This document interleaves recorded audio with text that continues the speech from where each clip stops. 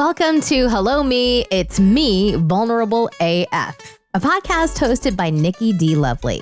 That's really just her diary disguised as a podcast, but who cares? You're here for it. Join in as she addresses her self-reflections on life, love, and dating, and gives us all the tea by being more vulnerable than she ever has, with herself and the world. So let's get started in today's episode with Nikki D. Lovely, already in progress.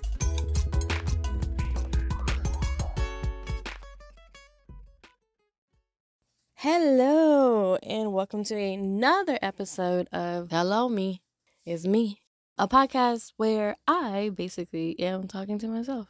Now, I say I'm talking to myself. Obviously, you're here as well, listening to what it is I have to say, and I would like to thank you for that because you did not have to be here. But the reason why I started this podcast is because a lot of times what happens is I have always been one of those people who has not opened up. I'm a person who I come across as an extrovert, but I'm really very introverted when it comes to matters that are personal to my heart. I have been through a lot, and I say this so, as though it means nothing, but it does mean a lot. It's just that I've kind of processed it. And people do this all the time where they've gone through very rough experiences in their lives and they have not fully processed it or have fully processed it, so they're able to talk about it without much emotion. And I can probably say that I've done both. But I will say I've been through some things, and I should probably call the podcast I've been through some things, but so have so many of us. But yeah, here I am exposing my soul to the world and inviting you to come along with me on this journey. Now, today, what I would like to discuss is I'm laughing because anybody who knows me knows that I haven't been dating for a while. And today what we will be discussing is getting back into the dating game. And when I say getting back into the dating game, it's getting back into the dating game for me because I have been single since I've had my second daughter. And I think that is what was most important in starting this new journey of me dating, was trying to heal all the old traumas that I had been going through, so that I didn't bring that into my next relationship. Because when I say that I have had some trauma, that even in dating now has resurfaced to the point where I want to cave into myself and just give up. But I will say that I know I have grown so much based on the men that I'm dating, because when I can say to them, I'm not feeling comfortable, I'm about to go into myself, and for the guy that I'm talking to reach out and be like, you know what? It's okay. Don't do that. You're fine. We're fine. That, and I'll go into this a little bit more detail later, but that is the type of reassurance I needed. And some may say, oh, you still sound like you're going through things and you're probably still not ready for dating. We're always going to be going through something. So to be like, we have to be completely healed before we can experience love again, to me is nonsense, because that's how I used to feel. First off, I used to feel two things. One, I used to feel like I have to be a complete whole person, all my shit together, before I can find someone who loves me. And that's farthest from the truth, because we all know that there's a million incomplete people running around here with partners, right? Now, that doesn't mean they're in the best relationships, but from what I can tell, they seem to be pretty freaking happy. And I'm not in everybody's bedrooms, so I don't know what's really going on. But there are tons of couples, and I mean couples, people who are coupled up. Now, statistics show that there are more single people in this day and age than there ever have been in previous generations. But that still does not mean that there are not people who are still happily married and happily coupled up, right? So I say all that to say, it was time for your girl to get back out there. All right. So I've been in Louisiana for the past year. Don't ask me how I'm doing it. The first year was beautiful. I needed the time off. I needed the space. I needed the solitude. I needed the quietness. I loved it the first year. Second year, I'm going into my second year now. We moved here in February of last year. This is now, June? Going into the second year has been a little bit more trying. I'm from Los Angeles, and there's a lot to do there. There's a lot of opportunities. If you want a job, you can go get a job. Even though I've never been a job person. But if I wanted one, I could go get one, right? Here, it's a little bit more slow paced. There's not a lot to do. I mean, everybody goes to the same bar every Saturday and Sunday night. It's just like, just one of those things where it's like, okay, I've done this. And what else is there to do? Oh, wait, there's nothing? Okie dokie, back to my house, to cooking and watching Netflix, okay? Or doing work or starting a podcast, which is what I'm doing right now. And I guess if I'm being fair, the reason why I came out here was so that I could get more focused. So that's what we're doing. We're getting more focused. But now, back to being focused on dating. So now that I have gotten out of that 1 year, like, of doing nothing, no dating, celibacy, all of that, I was like, you know what? I'm going to get back out there. I'm going to start dating. And I cannot believe I'm about to share my love life. As a matter of fact, I'm probably going to have to put like some stipulations on everything that I'm sharing. But since I'm talking to me, this is me talking to me, right? We can just put it all out there. When I first started, I got on all the dating sites. I mean, I was on all of them. But I could tell I wasn't serious, because although I was talking to people, I wasn't really talking to people, you know? I was just talking to them for a little bit. And then the next thing you know, if they mentioned meeting, I really wouldn't meet them, which to me goes to show that I really wasn't that interested. Okay. But I will say in January, I think I started talking to someone. It was January. I started talking to somebody. It was the first because he asked me what I was doing for New Year's. And I'm one of those superstitious people that I'm like, if you're with somebody for New Year's, that you're supposed to be with that person like forever, or for at least for the rest of the year. So I was like, oh, he's asking me what I'm doing for New Year's. Maybe we can get together, and it's gonna be my new boo thing. Because I did my little what do you call those things where you make your board? I did my vision board for New Year's, and I had put like, I'm getting married this year. I'm finding me a new man, all this other stuff. So, I'm getting money, all that stuff that you put on your vision board. And I had put my husband on there. So I was like, okay, all right, this looks good. And to be fair, our first meeting, I actually went to him. So he lives in New Orleans. So I'll have to say, even though like the date went really, really well, I was like, oh, I really like this guy. He wound up passing out drunk at the end of the night. Now, for me, you would think that because I'm smaller and I'm definitely not from New Orleans, when I tell you that these people can drink out here, these people can drink, I would have thought I would have been the one that would have passed out. But no, he passed out. Luckily, he drove to his house and passed out at his house. And I was like, okay, interesting. I don't want to be in a random man's house. Definitely don't want to be here when he wakes up. So I called an Uber and I had a hotel and I went back to my hotel.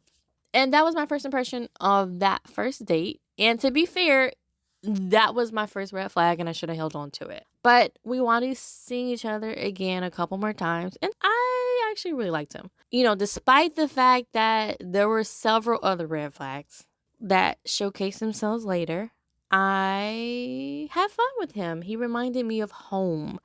And I will say that should have been the one thing that should have been my tick off. Because even though he reminded me of home, like he was boisterous, he was funny, he made me laugh, there was another aspect of him that was not like the positive part of home, right? And without going into too much of my family history, I will say this, that I don't drink a lot. Like, I'm a social drinker and I'm not a smoker, okay? So I'm not putting off anybody who does that. But he was a drinker and a smoker, right? And I found that I can do things without that, but some people can't. And one of the things for me was always like, I feel like I need to be with somebody who doesn't have to have that in order to like relax. Like, they don't have to have a drink. They don't have to smoke.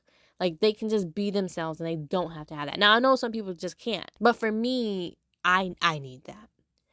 So when that relationship fizzled out, I was like, you know what? Still operated in love. So even like during the breakup, because we was only like, when I say together, it was only like talking for 2 months, right? But even when we both decided that it wasn't going to work, because one of the things was I know I need communication. And he was always so busy, like to the point where he couldn't even tell me he was busy. And to me, that is like a red flag. And that's just for me. Like, I understand, like, I can understand he's busy. I just need you to say, you know what? I can't talk to you right now. I'm so sorry. I'm busy. But I'm thinking about you. Or like send me like an emoji. Like, I'm thinking about you. And I had stated that to him. And when I asked him, I said, you know what? I don't think you can give me what I need in this moment. He agreed. He said, you know what? You're right. I can't. I respected the hell out of this man for being able to say, you know what? He dug deep. Or maybe he didn't even dig that deep. Maybe he was like, you know what? I'm done with this girl. Like, I know I don't have the time. But either way, he was honest with himself and he was honest with me enough to say, this isn't going to work out. And I had gotten to the point where I was just like so tired of like, I don't want to say begging for attention from him, but I had realized that our attachment style had gotten toxic. I had become the anxious attachment style and he was like an avoider.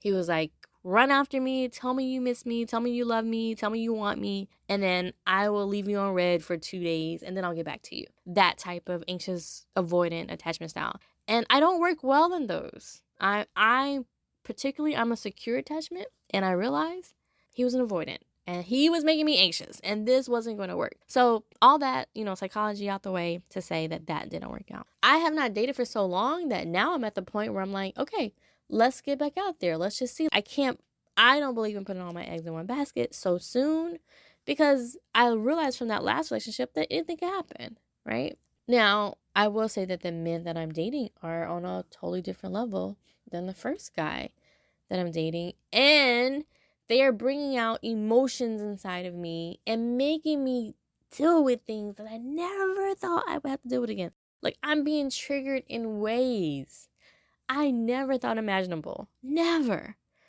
Number one, I never thought I'd ever fall in love again. Let me just say that.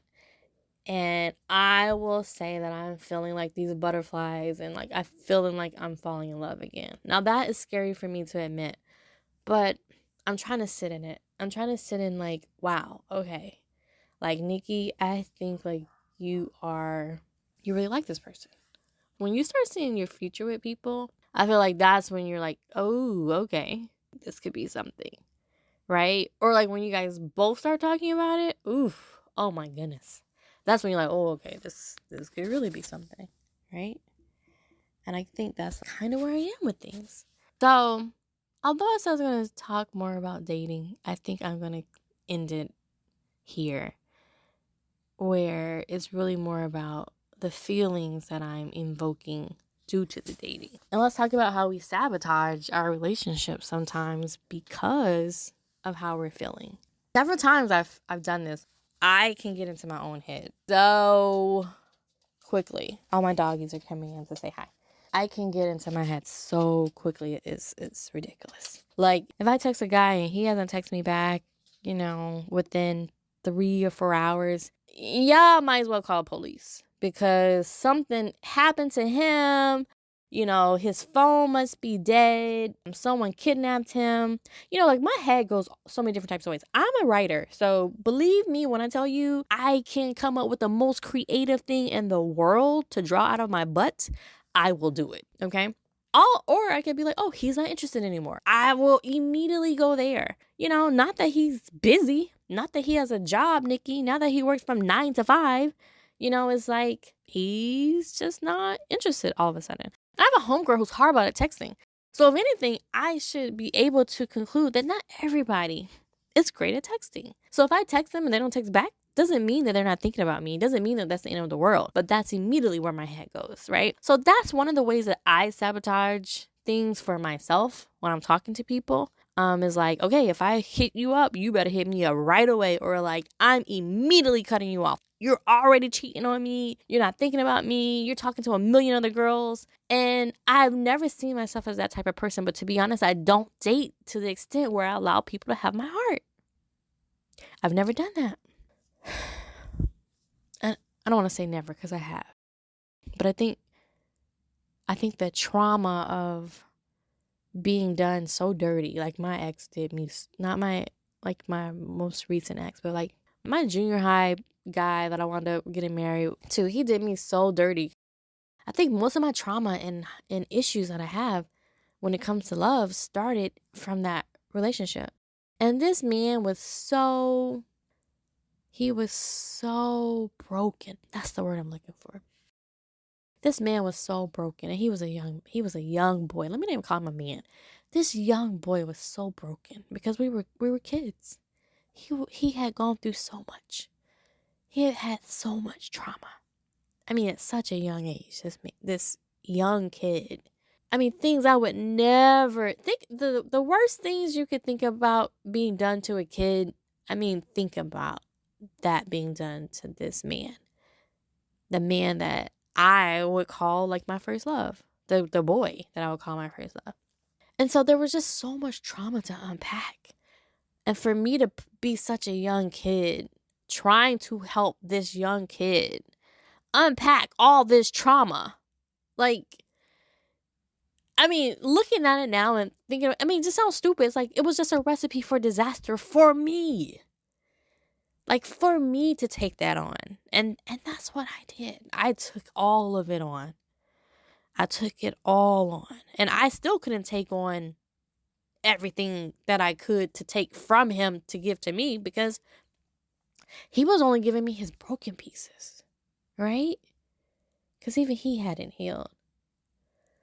So anyway, coming from that broken relationship, I look at even things that I do now. They all stem from who I was as a 14-year-old girl.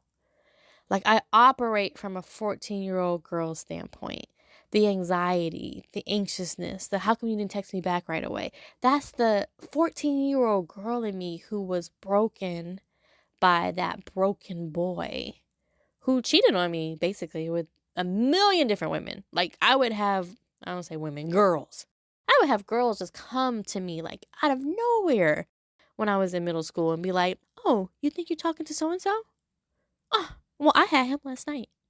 Or, you think you're talking to so-and-so? Oh, well, how come he called me last night? Like, just that type of, I mean, that's just little stuff. Just that type of, like, betrayal and heartache and heartbreak, especially when you give yourself to someone and you think that that person loves you and you love that person. And like, it's your first love, it's that puppy love. To be heartbroken like that, like, I protected my heart at all costs from that point forward. So I can't even say in my last relationship with my youngest daughters, I can't even like put everything on him. Like, I never put everything on him because I realized that I was broken from that first relationship, trying to build something when I wasn't even completely healed yet. Like, I was so broken. And we'll talk about this on another podcast. But going back to dating and realizing that dating is creating like a lot of triggers for me, it's opening up like a lot of wounds. It is opening up, like, and I am allowing them to open. Like, the guy that I'm talking to now, like, with the texting and stuff, right? I had to, like, really sit down with myself and be like, are you upset at him for not texting you back immediately? Or is this a you issue? And when I sat down and thought about it, I realized, like I told you before, it was a me issue. It was a 14-year-old anxiety issue. Because this man, when I tell you this man always gets back to me, it may be at the end of the day, right? But he does always get back to me. And it's just my mind that's going crazy in the meantime. And when I say he has a valid excuse, I want to say a valid excuse, a reason. I'm going to give him a reason. When he says he has a valid reason for not getting back to me, here's a valid reason. So I say all this to say, you don't have to wait until you're completely healed to date. I do say you need to have done the work. I've done the work. I did like 3 years of therapy. Do I need more? Probably. I feel like we need a lifetime of therapy, to be honest, because I'm still trying to deal with these issues as they're arising right now. And I feel like I need to be talking to my therapist. But I'm not in the state anymore and whatever. I'm talking to you. I'm talking to myself. How about that? We're working out these issues. I think the thing is, though, when you feel something come up, and I call it anxiety, when you feel the anxiety come up, the anxiousness, the like, ooh, I think in those moments you have to stop and say, what is this? What is this? Is this what I think it is? Is this the other person? Or is this me? And what I've learned is 9 times out of 10, it's not even about the other person. Now, yeah, that other person may be triggering something that happened from your past, right? Because like in my instance, the fact that I text this guy, he didn't text me back immediately, it reminded me of when I tried to reach out to my ex when I was 14, and he would just like go for days. Like, this dude would literally go for days without talking to me, and then just pop back up like nothing happened, right? That whole ghosting thing. Even though he had a valid excuse because he was probably getting kicked out of his house at the time, it was still painful for me. And in those situations, the texting situations, look like there's a fire. My brain says, oh, wait, there's a fire. This reminds me of that time. It doesn't tell me it reminds me of that time, but the anxiousness, like, oh, wait, this, we've been here before. Gotta leave, gotta run, gotta go, gotta protect your heart. You need to stop and ask yourself, is this really a fire? It feels like it's a fire. My brain is telling me it's a fire. It's those neurological brain waves that's going through my brain that's like, wait, it's a fire, it's a fire, fire. Stop it. Look around. Ask yourself, is this really a fire? You can even ask him. That's what I've been doing lately, putting myself out there a lot more. Is this something I need to be worried about? I'm going to let you know up front. I haven't had this conversation with him yet. But I'm going to let you know up front that, actually I did. I had that conversation today. I'm going to let you know my brain kind of goes a little wacky. If I don't hear from you, this is what happens. And you can just tell me like one way or the other. And he's like, you have nothing to worry about. Like, chill out, babe. You're good. And that's it. That's all I needed. All I needed was like just that little reassurance. And when I tell you, when you fall more in love, which is kind of scary for me, it's like I feel like I'm falling more and more in love with this man every single day. To the point where I think I'm really fucking scared, but excited at the same time. But like also to the point where I tell you, when you're dating other people and you know like who you really like at the end of the day, and you know you should probably start trying to let other people go because their feelings are starting to get involved as well.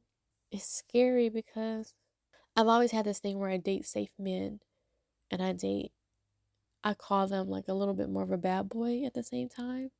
And it's not that the bad boy is really bad. It's just that like I'm probably like a little bit more attracted to the bad boy, quote unquote bad boy. We give them a bad boy title, but they're really not bad boys. Like they're just like, I'm gonna call them really attractive men. So I always have like the good guy. The good guy's always attractive too, don't get me wrong. But then I always have like the bad boy who, like, I like to say like women are probably actively pursuing them. And because my situation with my previous ex, he was like the bad boy that everybody was pursuing when we were in middle school. Definitely not anymore, but that's another topic. I'm a little leery of bad boys. And so I tend to like, if he's good looking and he's attracted to me, man, like I'm automatically putting him in like, I'm not even giving you the time of day, right? I'm not even giving you the time of day. Don't look this way. Don't talk to me about a relationship because I already know there's no way this is really going to happen the way I think it's going to happen. And I shoot myself in the foot every single time because I'm saying I don't deserve this man. I don't deserve someone I'm attracted to. I don't deserve someone like I'm 100% into. I do that to myself every time. I'm the one that gets rid of that relationship. I'm the one that cuts that relationship off before it even begins. But anyway, as I was saying, what was I saying? Shoot. My train of thought just went out the window. I was talking about the bad boy and how I always kind of just shut that off. That's right. So I shut off the bad boys, even though I'm really attracted to the bad boy. Like, at the end of the day, let me stop calling him the bad boy. Let me call him the, like, desirable guy. Mr. Desirable. I always have two. It is my MO when I start dating. And you guys know I haven't been dating really for the past year.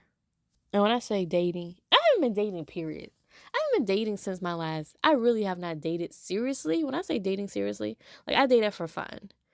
That was it. I was not serious. Even when I said I was serious, I was not serious. If y'all have read my book, No F-Boys Allowed, I like basically tell you guys my whole story when it comes to dating. I was not dating for anything serious. Matter of fact, I dated men who were looking for something serious. And because I was not, I want to break in their hearts.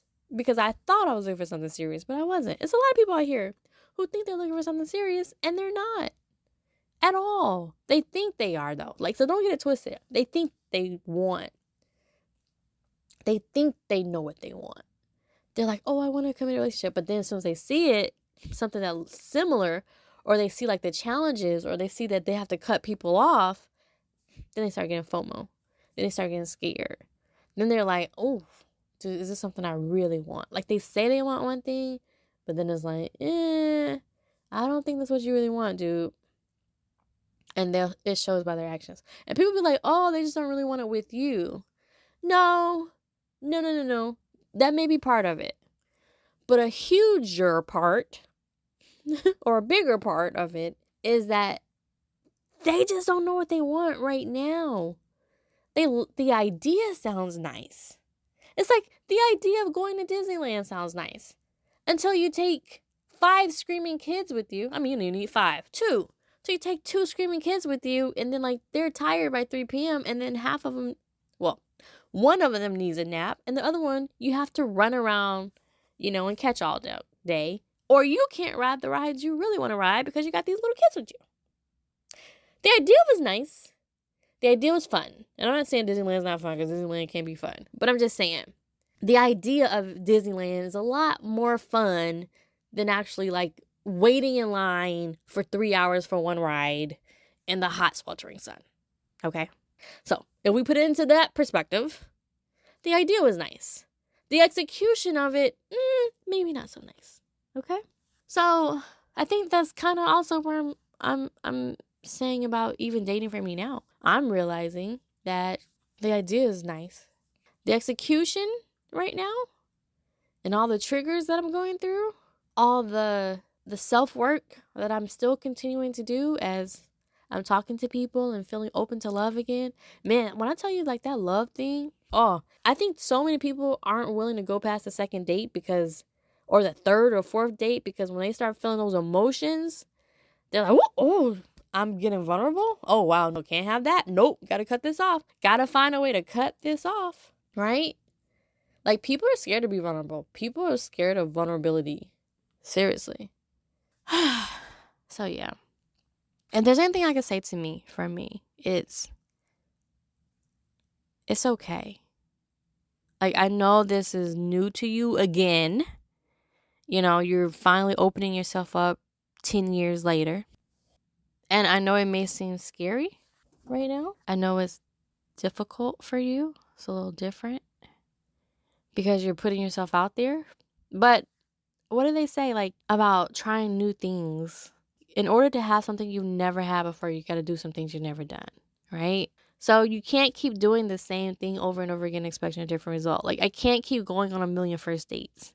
At some point, you are going to have to make the decision, like, is this man, I don't even want to say good enough, but I feel like at some point, you do have to settle. You do have to say, all right, I'm going to try here. This man checks all my boxes. I mean, yeah, maybe some things might not look the way like I wanted them to look, but hell yeah, like, let's go for it. Like, he's a good man. Let's do the damn thing. And I think right now I'm at the point where I'm just kind of ready to do the damn thing. Like, even if I fall flat on my face, I'm ready to open up my heart again. I'm ready for that. Like, I'm like at that place now where I'm ready for I'm ready for all the chills. I'm ready for the butterflies. Like, I've been getting them with the guy that I'm talking to now, and like, I'm ready to continue this journey towards just seeing what it looks like. Like, honestly, I date with the purpose of marriage, like right now. But if it doesn't work out towards marriage, then you know what? So be it. Like, back on the horse I am. I'm getting right back up on there because there is nothing that you cannot have if you put in the time, effort, and work and sacrifice. If I have to sacrifice my heart because it's been guarded for so long, it's been guarded. Now, don't get me wrong, I'm not just putting it out there for anybody. But I am willing to put my heart out there for someone who I'm like, okay, cool, I think this man gets me. And if he doesn't, and if we don't get it, which I've been telling myself a lot of times too, I prayed about it. I was like, can I just say, and then I'm going to end this podcast, but every time I've been feeling anxious lately, I would tell you this whole journey in love has, besides a book I'm reading called A Course in Miracles, A Return to Love, that's the name of the book. Aside from that book that I've been reading, this whole dating journey has gotten me a lot closer to God because I've been feeling a lot of that same anxiety I felt when I was 14, which means I've been having to get down on my knees. And in the book, A Return to Love, it says that any anxiety is not real, right? That is not of us and that we must give it up to God. The only thing that we should consider or worry about is operating in love. So that's been my new philosophy. Everything that I do, I just like to operate in love. And if I feel anxiety, I know that I'm not operating in love. So I have to figure out a way to get rid of it. And so one of the ways I've been trying to do that is by having a lot of prayer. So just so you know, I'm not a very religious person, but I am very spiritual. So I'll get down on my knees and I'll feel the anxiety just kind of boil over me. Like maybe again, like I said, if I text him, he doesn't text back, or I'm just feeling anxious about like, I really like this person and I wonder if he likes me too. You know, I got on my knees and I prayed about it. And, you know, people call it the Holy Spirit. I say the Holy Spirit took over and said, don't worry. Like, the last thing you need to stress about is this particular person. Like, when I say, like, there has been so much peace in just the prayer of this person, it was just kind of like, the answer I got was like, just let it be. Like, whatever it is, just let it be. Without anxiety, without like any like bad spirit in your being. Like, it's basically kind of just like, you don't need to pray to me about this. Like, whatever this is it's going to be what it's going to be. And it's kind of like just telling me like, whatever it is, accept it, because it will be for your good. If it doesn't work out, guess what? It was for your good.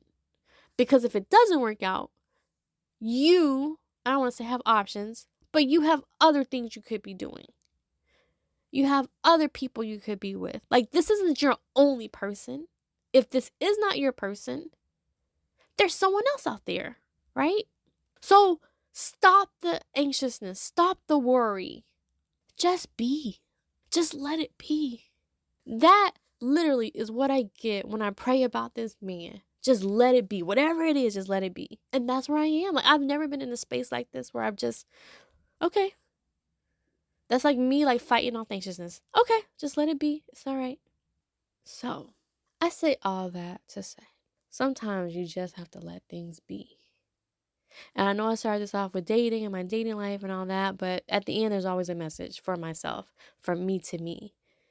And from me to me, the message in this is, just let it be, sweetheart.